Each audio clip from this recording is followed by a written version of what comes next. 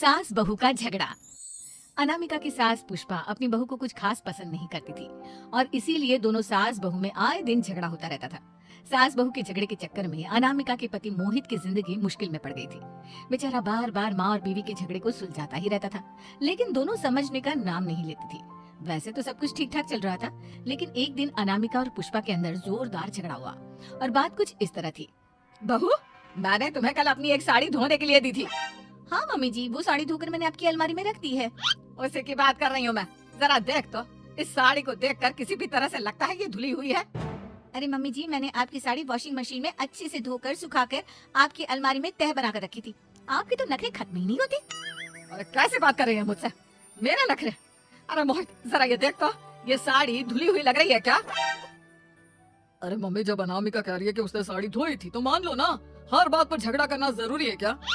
क्या है ना मोहित, तुम्हारी माँ को तो मेरे हर काम में नुस्ख निकालने की आदत पड़ गई है। जब तक दो चार खरी खोटी सुना नहीं लेती ना, इनका दिन नहीं निकलता। अरे चुप कर, बहू होकर मुझे जवाब देती हो।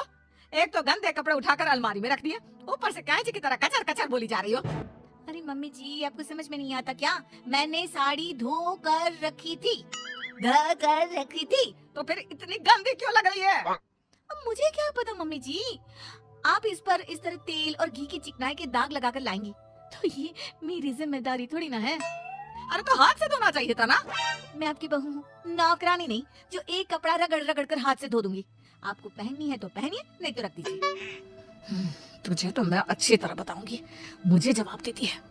एक दिन सुबह के वक्त, अरे अनामिका, मेरी व्हाइट शर्ट कहाँ है?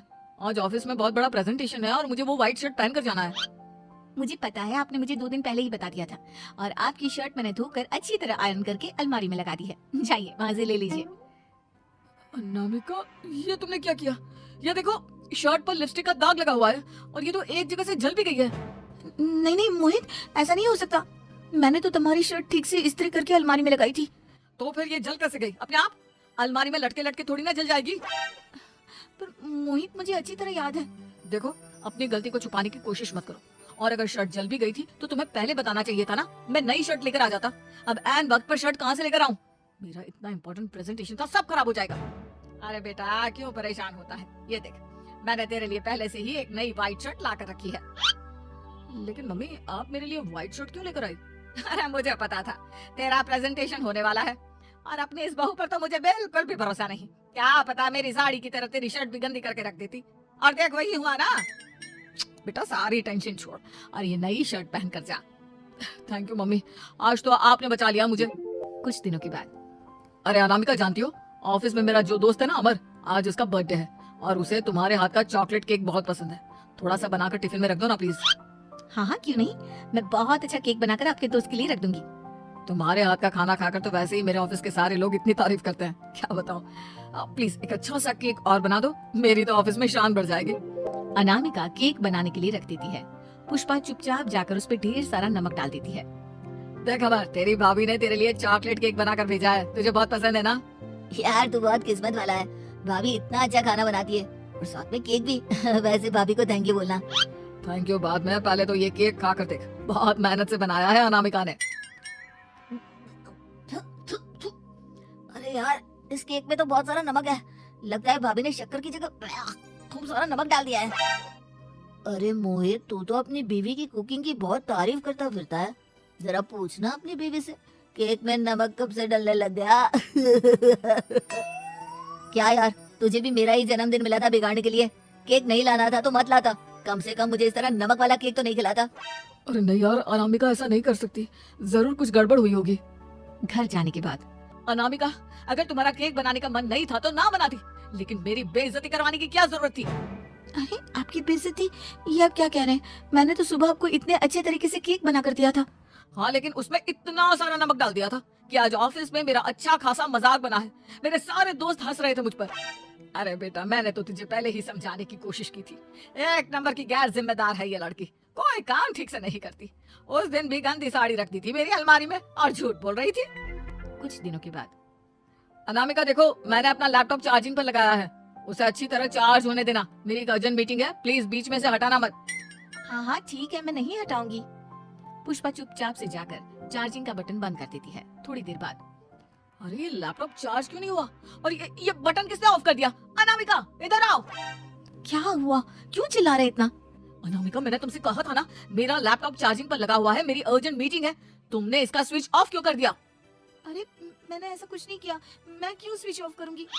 कुछ दिनों से देख रहा हूँ अनामिका, तुम मेरा हर काम बिगाड़ देती हो। देखो ये अच्छी आदत थी, कम से कम तुम्हें इस बात का तो ध्यान रखना चाहिए था कि मेरी कितनी इंपॉर्टेंट मीटिंग थी। अब क्या करूंगा मैं? आई एम सॉरी मोहित, लेकिन सच में मैंने जानबूझकर कुछ नहीं किया। अगर जानबूझकर नहीं किया तो क्या सब कुछ अपने आप हो जाता है?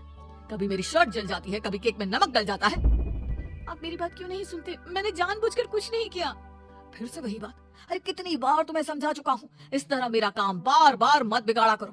तुम जानती हो मुझे कितनी प्रॉब्लम होती है। ऑफिस में तो पहले ही बेइज्जती करा चुकी हो, और अब ये मीटिंग, ये भी मेरे हाथ से निकल गई। अनामिका की समझ में कुछ नहीं आता कि आखिर उसके साथ ये सब क्या हो रहा था और क्यों हो रहा था। फिर कुछ दिनों के बाद मोहित अपने ऑफिस से कुछ फाइल लेकर घर आता है। अनामिका, ये कुछ फाइलें हैं, इन्हें संभाल कर रख दो, और प्लीज इस बार ध्यान से, कोई गड़बड़ी नहीं होनी चाहिए। नहीं मोहित, कोई गड़बड़ी नहीं होगी। मैं सारी फाइल्स अलमारी में लॉक करके रखूंगी और चाबी अपने पास रखूंगी। अनामिका, जरा अलमारी की चाबी तो देना। क्यों मम्मी जी, आपको क्या काम है? उसमें मोहित की जरूरी फाइल रखी है और मैं नहीं चाहती कि इस बार कोई भी गड़बड़ हो। पता नहीं कुछ दिनों से हर काम खराब हो जाता है।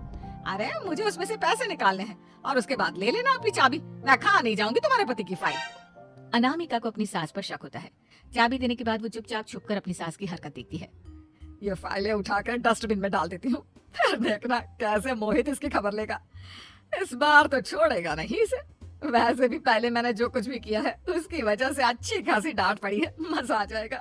अच्छा तो ये बात है, सारा काम मम्मी जी बिगाड़ देती है, वो भी इसलिए क्योंकि मेरा उनसे झगड़ा हो गया है। सास के जाने के बाद अनामिका मोहित को बुलाकर लाती है। क्या हुआ अनामिका, क्या दिखाना है? ये देखिए, आपकी फाइल डस्टबिन में पड़ी हुई है। इसीलिए तो कहा था संभाल कर रखना, और तुमने उठाकर ये फाइल डस्टबिन में डाल दी। मैंने नहीं, तुम्हारी मम्मी ने डाली है, मुझसे बदला लेने के लिए, ताकि तुम मुझे डांटो। और अगर मैंने डाली होती तो मैं तुम्हें दिखाने के लिए बुलाकर तो नहीं लाती ना। सही कह रही हो, मैं अभी मम्मी से जाकर बात करता हूँ। थोड़ी देर बाद। मम्मी सच सच बताइए, मेरी फाइल अलमारी में से निकाल कर डस्टबिन में आपने डाली थी ना? अरे अपनी माँ पर इल्जाम लगाता है, शर्म नहीं आती तुझे? मैं इल्जाम नहीं लगा रहा हूँ मम्मी, जो सच है वही पूछ रहा हूँ। आप जल्दी से बताइए आपने ऐसा क्यों किया? अरे तो क्या करती, तेरी बीवी मुझसे झगड़ा करती है, उल्टे सीधे जवाब देती है, मुझे उससे बदला लेना था। अरे मम्मी, लेकिन आप दोनों के झगड़े के चक्कर में मेरा कितना नुकसान हुआ है, ये कभी सोचा आपने? मम्मी जी, अगर आपका बदला पूरा हो गया हो तो आइंदा ऐसी कोई हरकत मत करना, क्योंकि अब आपकी सच्चाई हमारे सामने आ चुकी है। यह तो वक्त ही बताएगा मैं क्या करूंगी और क्या नहीं। मम्मी जी, कहा ना आप ऐसा कुछ नहीं करेंगी। अरे मेरी जो मर्जी आएगी वो मैं करूंगी। मेरा सर घूम रहा है, सास बहू के झगड़े में मेरी जिंदगी का तो कचरा हो गया है, कचरा।